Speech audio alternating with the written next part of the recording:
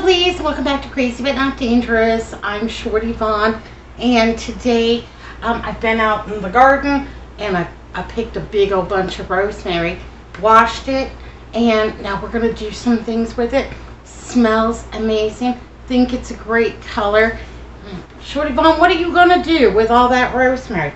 Well, you know, it's July, and so, you know, Christmas, it's right around the corner.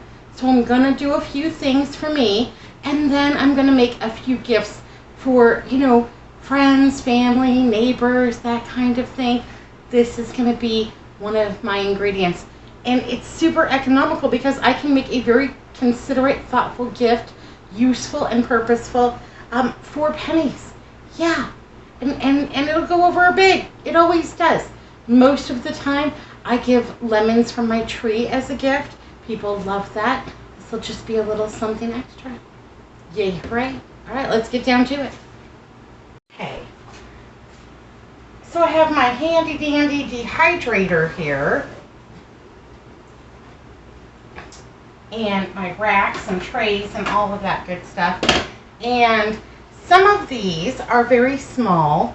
And I'm going to simply just dry the small ones, you know, like that. And this one. I'm going to dry the little ones just for herbs.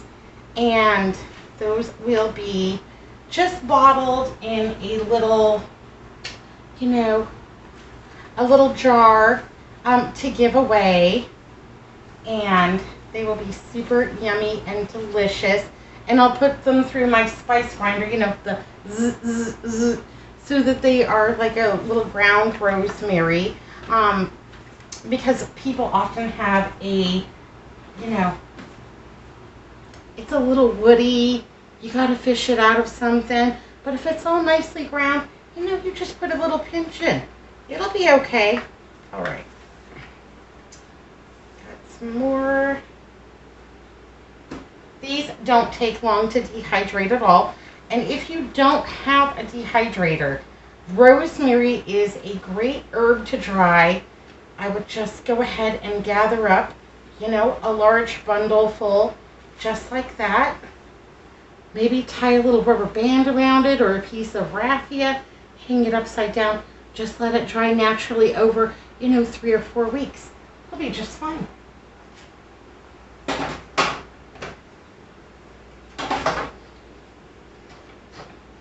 You can also dehydrate these in a low set oven. Maybe your air fryer has a dehydrating function. Yeah, they're useful. They've got all kinds of purposes. So I'm just going to go ahead and lay those on there like that. And on this tray, I've got the insert.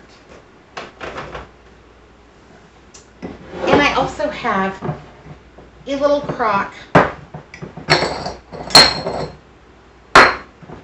of coarse sea salt. I'm going to pour the coarse sea salt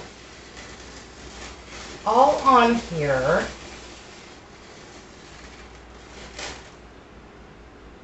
It's a little stuck.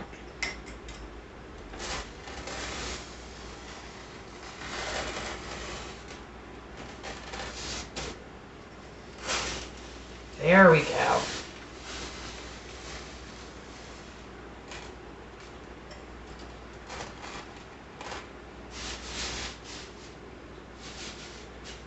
Just like that, just one single layer of the coarse sea salt, and then I am going to take a few of the rosemary sprigs and just go ahead and set these right on top of it. And I'm going to make a rosemary salt. What are you going to do with that? Well, rosemary salt is great for a lot of things. You can just sprinkle it on some potatoes and have lovely rosemary potatoes. You can make a salt-encrusted salmon with the rosemary salt, and that will really add something to your salmon. One of my favorite applications for a rosemary salt, though, my favorite applications for the rosemary salt is to encrust a pork roast with it and then bake it. And you would think, oh gosh, that would be so salty. How could you get through that? No, really, once you bake that and you crack the salt layer off, your pork roast is extra tender, delicious, and absolutely not too salty whatsoever. So, yeah, I'm gonna make a little rosemary salt, some for me, some for a friend. And I'll just package that in one of those little jars that I have, collected over the years. Maybe tie that off with a little bit of raffia. But if I'm gonna have some homemade gifts to give away, I've got to start in July. You can't start in December because it'll be too stressful. Then I have some really big sprigs. Those look mighty big. Yes, they do. But let me tell you that because these are woody and delicious and rosemary, I'm going to dehydrate these. I'm going to remove all of the leaves off of them. And then I'm going to use these as skewers for a little recipe that I have next week. And that rosemary skewer will just lend a certain something to that recipe, for free, because I grew it in my garden. And where I live, I am very fortunate that these rosemary bushes are perennial. I have them all year long. They never stop producing. And on a night when we have like a frost or something like that, I just go put a little bit of a pillowcase right over it. Yeah, we don't have very many frost nights, so I don't worry about it too much. It's hot here, even in the winter time. Okay, I'm gonna just get those on the best that I can.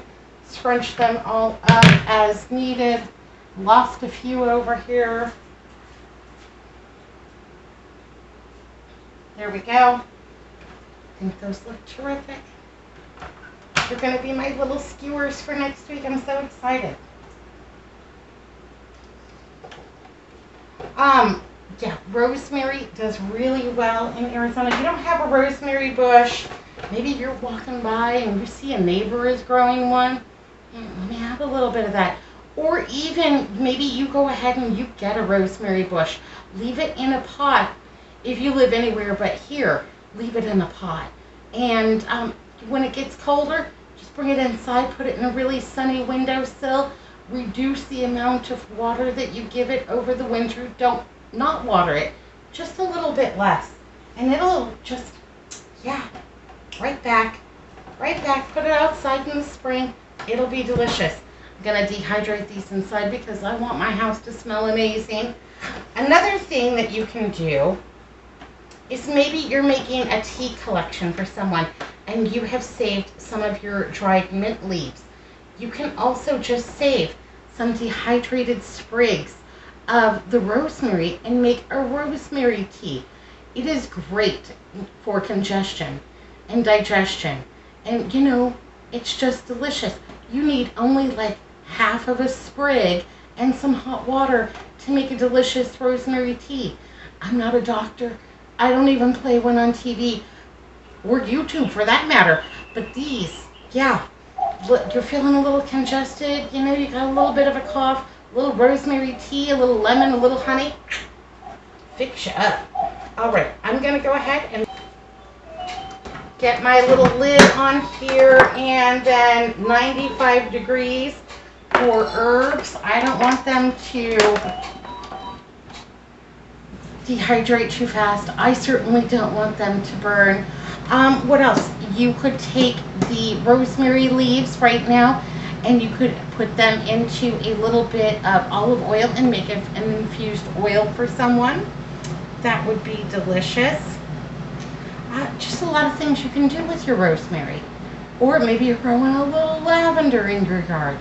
My lavender never lasts through May. And this year I grew none. And I regret it. Yeah, it's going back on the list. I'm going to grow it for next year. I'm just going to start it in October and know that it won't go past May. I won't have unrealistic expectations for myself. All right. Plus, I get to reclaim my little crop. And I've got plans for it too. Anyhow, here we go. Gonna dehydrate some rosemary. Oh, it's already started. It's already started to smell so good. Hey, hooray. Yeah, don't wait for the last minute for your little homemade gifts. Make something that will last. Maybe a little herb tea collection. Those would be great. I would get those sachets over off of the Amazon for like $4 or $5 for 20. Make some little herb sachets. Or maybe you have some little jars from spices that you've all used up. Make them all nice and clean and shiny. Put a little raffia bow on it. I love a raffia bow. That's my favorite. Whatever kind of bow you want. What did I do today? Worked and did laundry, dishes and trash, because you know the vicious cycle. I clipped Pigpen's toenails. So we have been asked not to return to about 3 different dog groomers in this area because he's a bad boy at the groomers, and he has one tooth. That is it. He has one single tooth, and these groomers are terrified of him, and he is like Cujo at the groomers, and he is not a good boy. So over the last couple of months, what we've been doing is I've been taking the doggy toenail clippers, and I rub a beef jerky all over them. And then I let him smell the beef jerky, and then I let him smell the toenail clippers, let him lick the beef jerky, then I let him lick the toenail clippers. I know, a little bit nuts, but you know, he licks all kinds of things. Anyhow, going back and forth like that, showing him that it doesn't hurt, and he's let me do like 1 toenail at a time before he goes all Cujo and wacko on me. Today I successfully did like the 2 front paws and 1 back paw, so I am super excited. We are making progress. It is slow going with the little pig dog, and you know, he's great for all the rest of the grooming. You know, I wash him and, you know, clean out his ears and, you know, do some of the personal things for him we won't talk about, and he's great, but he wants those toenails, and yeah, so it's a trial. And it's really, you know, embarrassing when you go to pick up your dog at the groomer and he's not washed, he's not nothing. Like, here, take your dog. He's mean, and he tried to bite me with his 1 tooth, and please don't return. Okay, oh no, you don't owe me anything, just go. All right, well, I'll just take my poor little, you know, dog and go home and do the best that I can. Yeah, so we've been asked not to return. It's kind of sad. Guess it saves me some money. So that's my big exciting news for today. I'm dehydrating some stuff. Piggy's got, you know, 75% better toenails. I'm going to try to get that last foot later on today. Yay, hooray. And yeah, super excited about my rosemary, getting my holiday gifts started. Yay, hooray. Happy Christmas in July. Happy Christmas. Yeah, get excited about it. It's all right. Happy Christmas in July. Yeah, no pressure. Yeah, it's just July. You got time. You got time to work it all out. All right, my lovelies. Be good, be careful, look both ways. I'll see you next time. Have a great day.